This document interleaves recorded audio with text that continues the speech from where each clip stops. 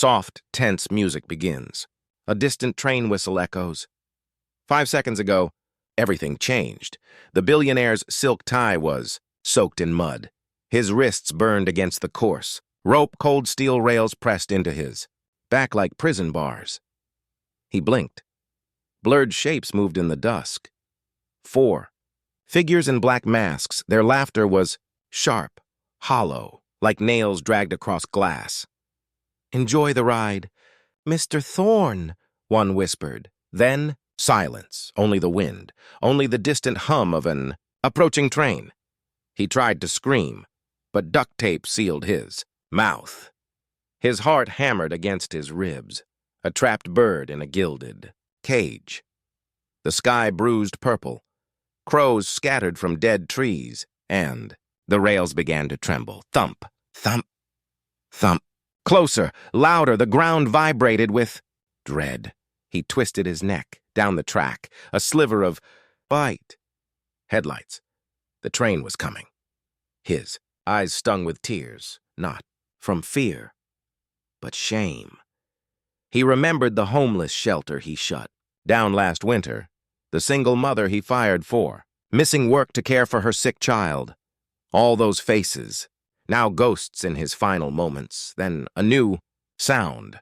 Giggles. Small feet pounding gravel. He turned his head. 3 children sprinted from the tree line. At the front, a girl no older than 10, dark skin glistening with sweat, braids flying behind her like war. "Banners! Mama said someone was screaming!" she yelled. Her friends carried a rusted crowbar, a pocket knife, a rope of their own, bright pink. Nodded with hope. They skidded to their knees beside him. The girl's hands trembled, but her eyes did not. She tore the tape from his mouth. "Hold still." "Mister," she said, "we got you." The train's horn blared, a deafening roar that shook the earth. Sparks flew as the crowbar bit into the rope. One strand snapped, then another. The billionaire gasped, not from pain, but from seeing his own reflection in the girl's determined eyes and finding nothing there but kindness. With a final heave, the rope gave way. The children dragged him off the tracks, just as the train screamed past, shaking the world into silence. He collapsed on the dirt, breathing, alive.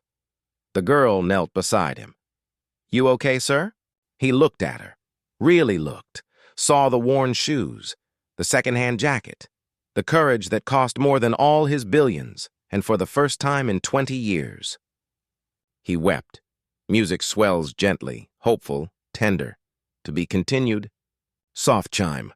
Would you like to hear what happens next? How this moment changes everything. How a billionaire learns to see the world through the eyes of a child who saved him. Not with money, but with mercy?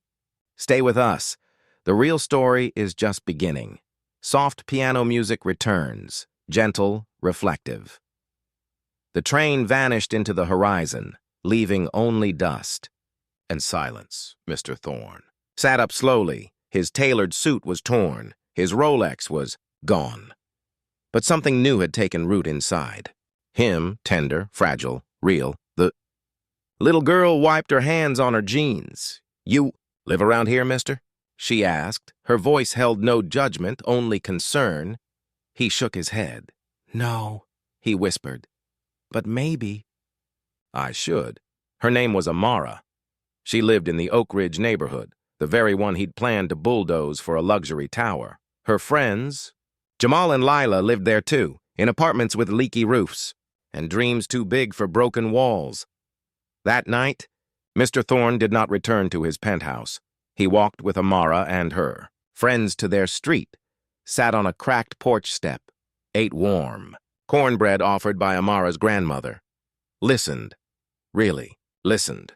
Weeks passed, the headlines shifted. Billionaire abandons mega development. Project. Thorne Foundation pledges $50 million to revitalize Oak Ridge. New community center breaks ground, designed with input from local children.